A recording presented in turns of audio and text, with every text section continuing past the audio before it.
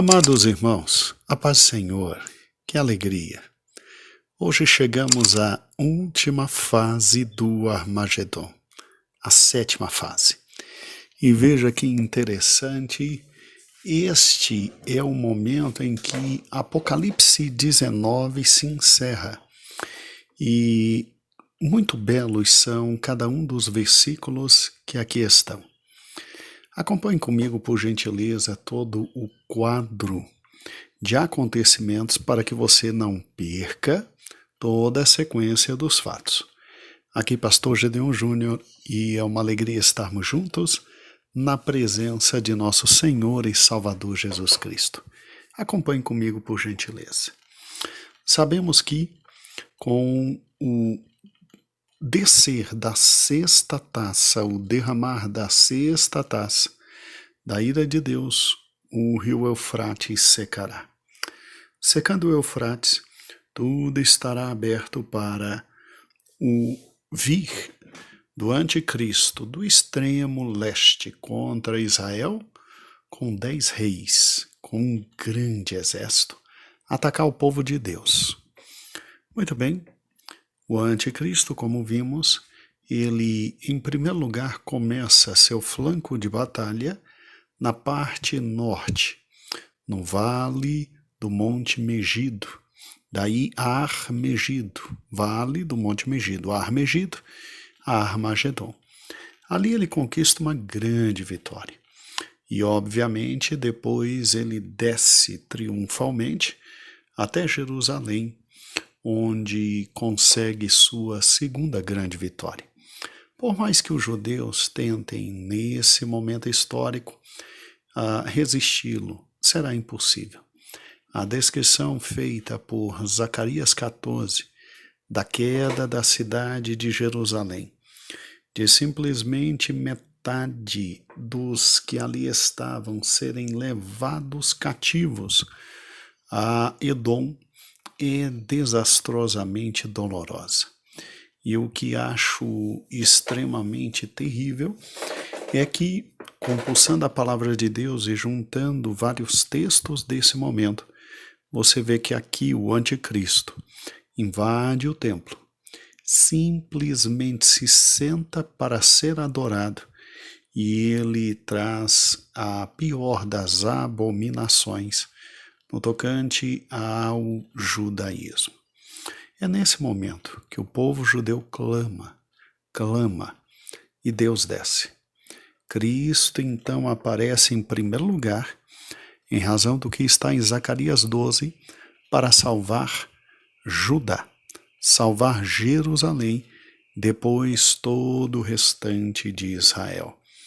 E é interessante que quando ele desce, seus pés eles são colocados no Monte das Oliveiras e ali se abre uma grande fenda, o que possibilita ao povo de Israel fugir, o remanescente fugir. Nesse momento, segundo Isaías, e juntamente com Jeremias, cresce um ardor nacional e o povo de Deus tem um dos maiores milagres de todos os tempos. Eles olham para Cristo, reconhecem como seu irmão mais velho, o recebem como Messias e são literalmente, milagrosamente salvos neste momento.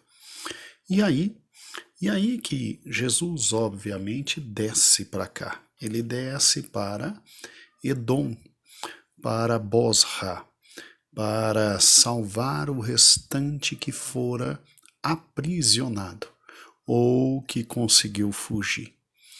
Ele ali chega, seu ódio e sua ira é tão grande com o que fizeram com o povo judeu, que simplesmente ele esmaga os seus adversários como quem está pisando num lagar e em meras uvas. E sua roupa volta inclusive tingida, em razão dos fatos que aqui se acontecem. E aí o Senhor retorna, e retornando o Senhor então sobe até o Armagedon. E é nesse exato momento nesse sétimo momento, neste último momento de batalha, que se encontra o querido texto de Apocalipse, capítulo 19, que todos pensam que é uma mera batalha, que é algo extremamente rápido, simples, mas não é. É um conjunto enorme de fatos que acontecem no tempo e no espaço. E aí, quando chegamos em Apocalipse capítulo 19, aí nós vemos sim o final de toda esta batalha, e a descrição não poderia ser mais linda. Apocalipse 19, versículo 11 diz assim: E vi os céus abertos, e diante de mim um cavalo branco, cujo cavaleiro se chama Fiel e Verdadeiro. Aqui não é mais o cavalo branco, aquele que sai lá de Apocalipse 6, e que identifica-se tão somente como alguém que saiu para vencer. Não. Esse cavaleiro branco aqui tem nome, tem sobrenome, e é Senhor dos senhores e Rei dos reis. Seu nome é fiel e verdadeiro, e ele julga e guerreia com justiça. Amados, nós estamos diante do versículo que é simplesmente considerado por muitos o versículo auge e clímax de toda a Bíblia. Os profetas do Antigo Testamento, irmãos, profetizaram sobre esse evento. Jesus o prenunciou, os escritores do Novo Testamento escreveram também sobre ele.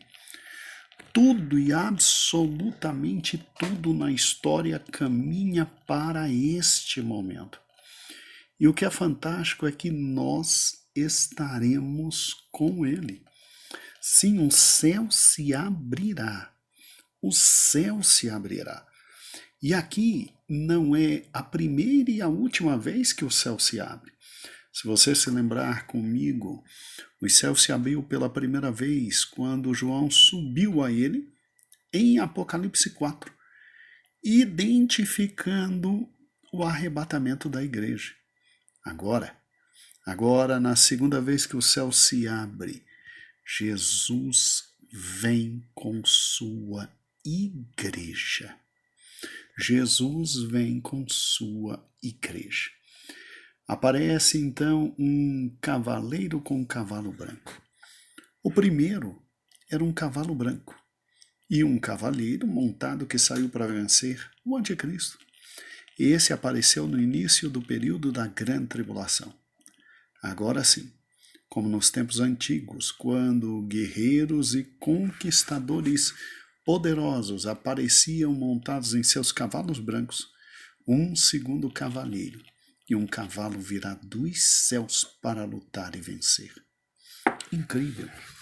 Isso nos dá a dimensão de que quando Jesus desce para Edom, a Bosra, parece que ele desce só. E a sua ira é algo tão terrivelmente forte que ele o faz de forma sozinho. Depois ele retorna, nos pega e desce conosco ao Armagedon para vermos esta batalha, esta última batalha. E o que é interessante é que este cavaleiro se chama Fiel e Verdadeiro. Só pode ser Jesus. Fiel significa aquele que fez tudo que Deus lhe ordenou a fazer. Lhe ordenou a fazer. Verdadeiro significa que ele faz tudo o que diz que fará. E se ele disse que voltaria, ele volta. E agora, a sua volta não é para buscar sua noiva. Não. A sua volta neste momento é para julgar. Ele desce como guerreiro com justiça.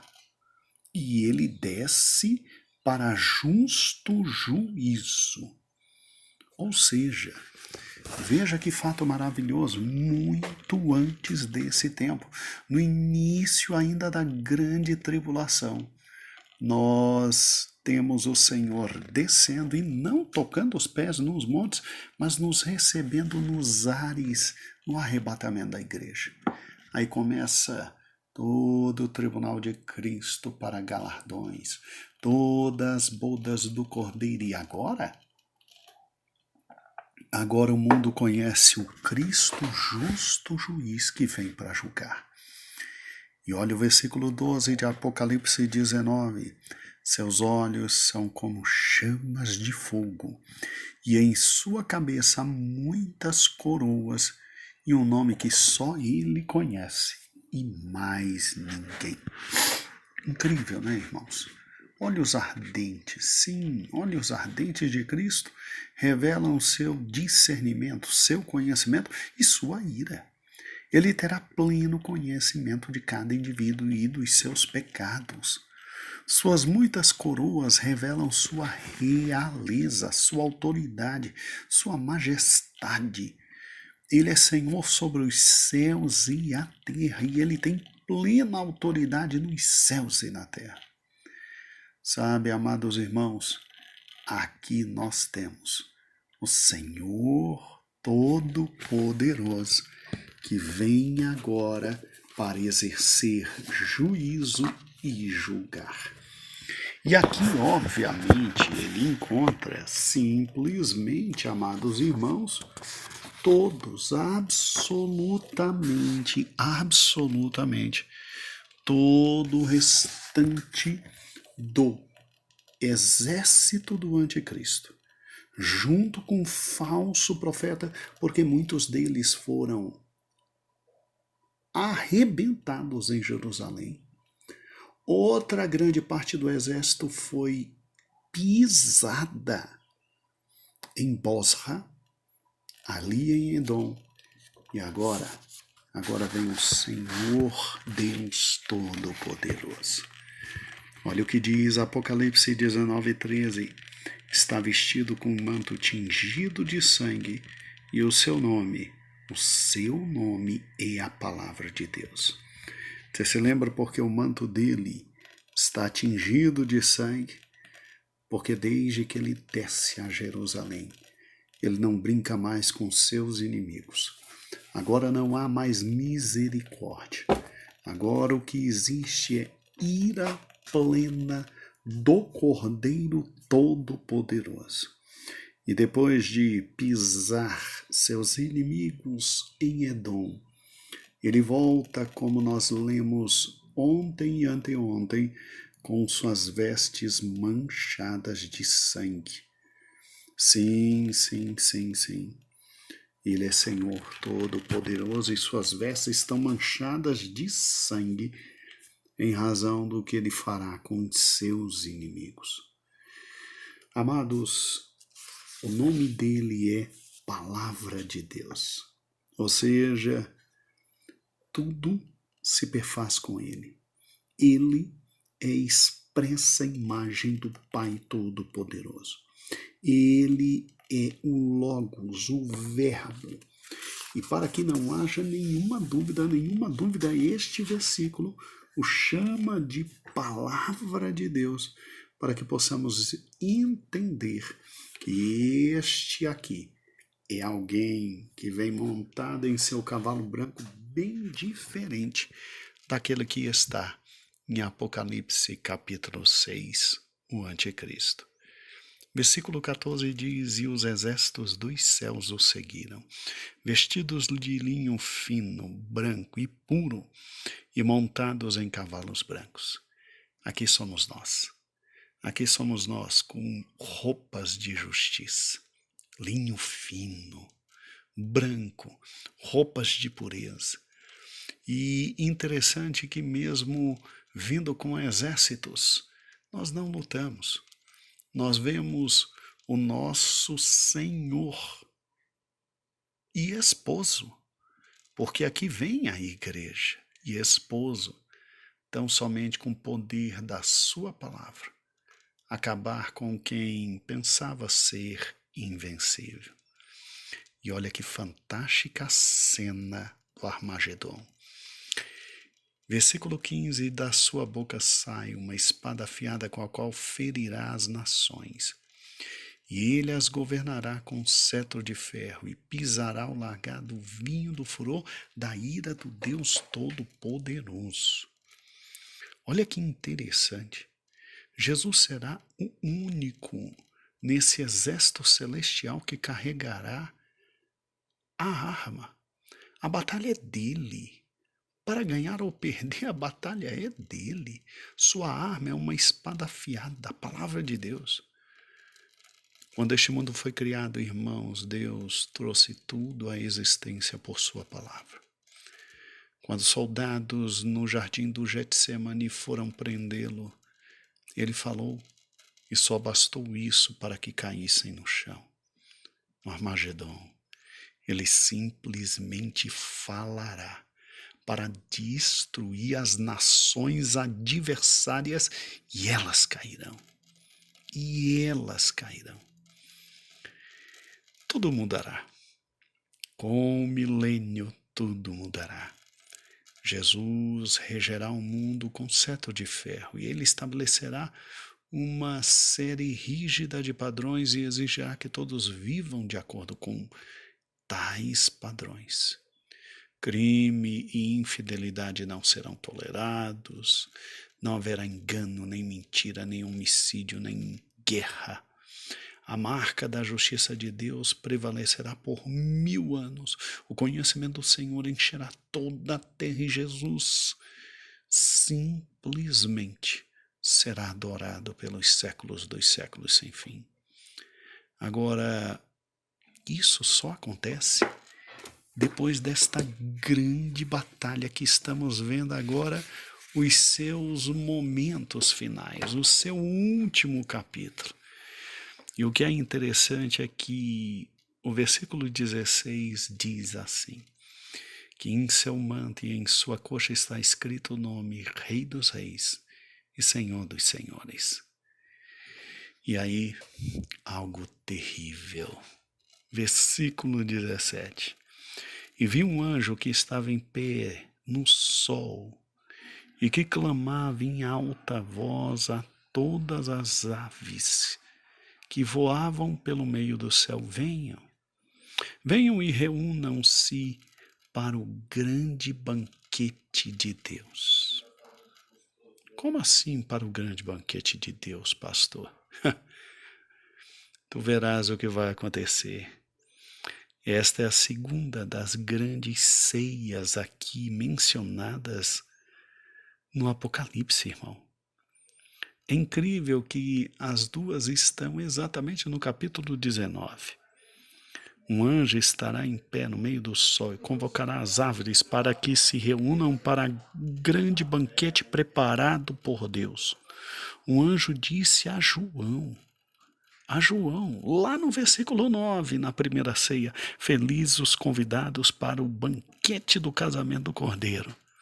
Só que agora, na segunda ceia, o anjo convida aves de rapina, urubus, para comerem a carne de todos aqueles que ousarem vir contra o Cordeiro. Olhe de novo o versículo, ele é aterrorizante. Vi um anjo que estava em pé do sol e clamava em alta voz a todas as aves que voavam para o meio do céu, venham, reúnam-se para o grande banquete de Deus. Versículo 18, para comerem carne de reis, generais, poderosos, carne de cavalos e seus cavaleiros, carne de todos, livres, escravos, pequenos e grandes. Amados, isso prenuncia o fim terrível de todos os exércitos que seguem o anticristo. Todos os governantes insensatos, loucos que estavam com ele. Sim, a última guerra do Armagedon, que será no próprio Armagedon, será uma ceia inesquecível para estes pássaros que simplesmente amam comer do restolho humano. Versículo 19 de Apocalipse 19. Então vi a besta, os reis da terra, os seus exércitos, reunidos para guerrearem contra aquele que está montado no cavalo e contra o seu exército. É espantoso, irmãos, mas creiam. O anticristo, ele está liderando ainda o que sobrou desse grande exército. E aqueles reis que ele domina, meros fantoches em sua mão, o acompanharão até esse momento. Amados, não se preocupe. Veja o que acontece com a expectativa desse pobre ser que pensa ser capaz de vencer o Cordeiro, Apocalipse 19:20 diz: a besta foi presa. Com ela o falso profeta que havia realizado os sinais miraculosos em nome dela, com os quais havia enganado os que receberam a marca da besta e adoraram a imagem dela. E foram lançados vivos no lago que arde com fogo e enxofre. Ou seja, o lago de fogo e enxofre é inaugurado pelo anticristo e pelo falso profeta. E o que sobrou deles, eu não sei, eu não faço ideia. Ali é um local onde haverá pranto, tormento e dores eternos. Segundo o que aqui está, eles são lançados vivos lá dentro. Eles inauguram o lago de fogo e enxofre. Digno, né? Dignos, são altíssimos, né? Um pensava ser senhor de tudo e o outro companheiro, então está à altura deles o local, não é? Pastor, e o restante que vem para lutar contra Cristo? Apocalipse 19:21 diz que a mesa foi posta e o banquete servido. Olha que fantástico. Os demais foram mortos com a espada que saía da boca daquele que está montado no cavalo. E todas as aves se fartaram com a carne deles. Amados, ninguém dentre os milhões de soldados escapará. A carnificina será inacreditável. Todos serão mortos com a simples palavra poderosa de Deus Filho. E as aves se deliciarão, né? Se deliciarão. Aqui, irmãos, aqui o povo de Deus é vingado ao seu extremo. É terrível, mas para que você tenha uma noção do que aqui está, vá comigo agora a alguns capítulos anteriores de Apocalipse, por gentileza.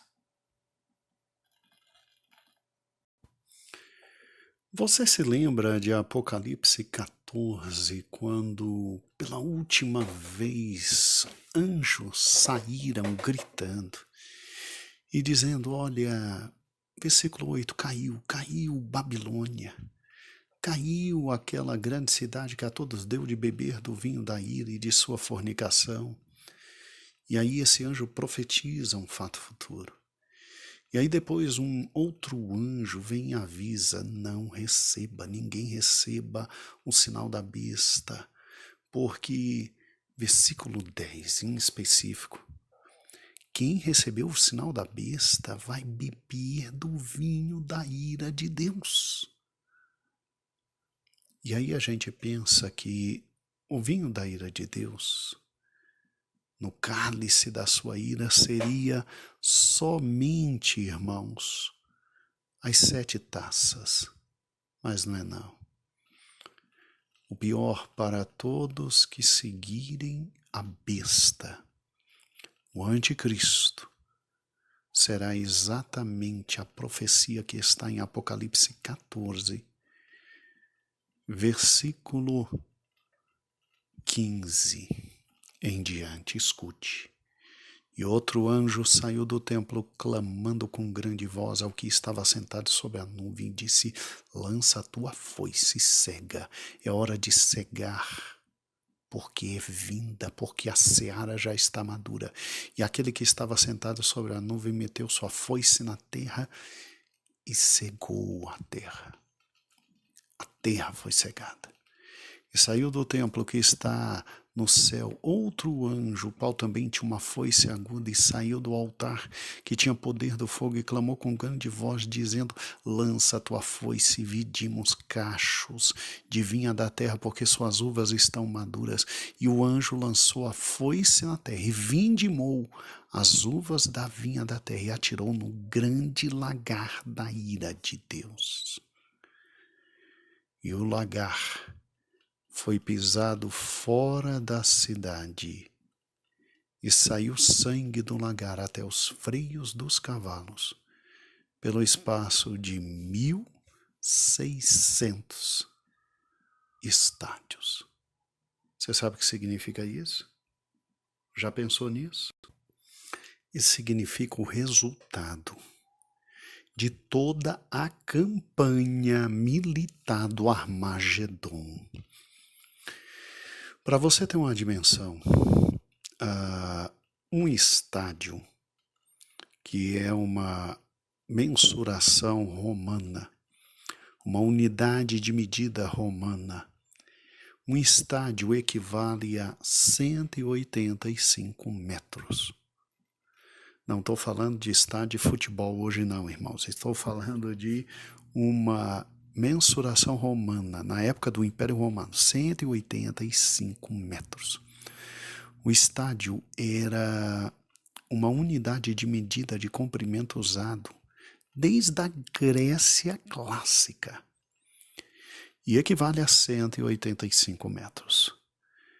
Os especialistas fazem os cálculos e eles dizem o seguinte: sangue vai correr desta carnificina do Apocalipse. 1.600 estádios significa 360 quilômetros. Significa que alcança desde o norte de Israel até o sul de Israel. Desde Dan, lá em cima, até Berseba, tem aqui embaixo. Um rio de sangue vai correr. E o que é assustador é que em Apocalipse 14 diz o seguinte: e o lagar foi pisado fora da cidade, saiu sangue do lagar pelo espaço de 1.600 estádios até o freio dos cavalos. Freio do cavalo é aquele acessório que faz com que o cavalo segure ou vire para a direita ou à esquerda. Então aqui está falando de uma cena absolutamente horripilante, porque freios de cavalo dá 1,5 metro. Você pode imaginar 1,5 metro de um rio de sangue que corre 360 quilômetros do norte ao sul. Você pode imaginar quanta gente vai ser sacrificada? É óbvio que a linguagem é simbólica. Talvez não morra tanta gente, mas o que não vai faltar é gente do lado do anticristo. E Cristo sozinho pisa todos esses povos no Armagedon. Oh, glória a Deus! Ele é Senhor dos senhores. Ele é Rei dos reis. Amados, o Armagedon é então este local aqui, ó, Monte Megido. Este local aqui embaixo, Armegido, ou seja, Vale do Monte Megido, ou Armagedon, é aqui que ocorrerá. É exatamente aqui, irmãos, nessa região enorme, que de cima você tem essa visão, está aqui e aqui embaixo. Os exércitos se reunirão para lutar contra Cristo.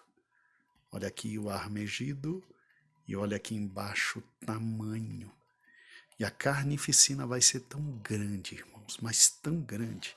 Olha uma visão de cima. Você está vendo esse lugar? Grave este lugar. Porque se eu nunca puder ter o prazer de te conhecer, fique tranquilo, nós nos encontraremos lá. Porque nós estaremos com Ele. Oh, aleluias! Nós estaremos com Ele. Então, para você, meu irmão, que eu conheço, um grande final de semana, um abraço, beijos santos e maravilhosos, uma semana abençoada. Eu não sei quando você vai estar ouvindo, se no momento que eu estou gravando, que é durante a semana, se no final de semana.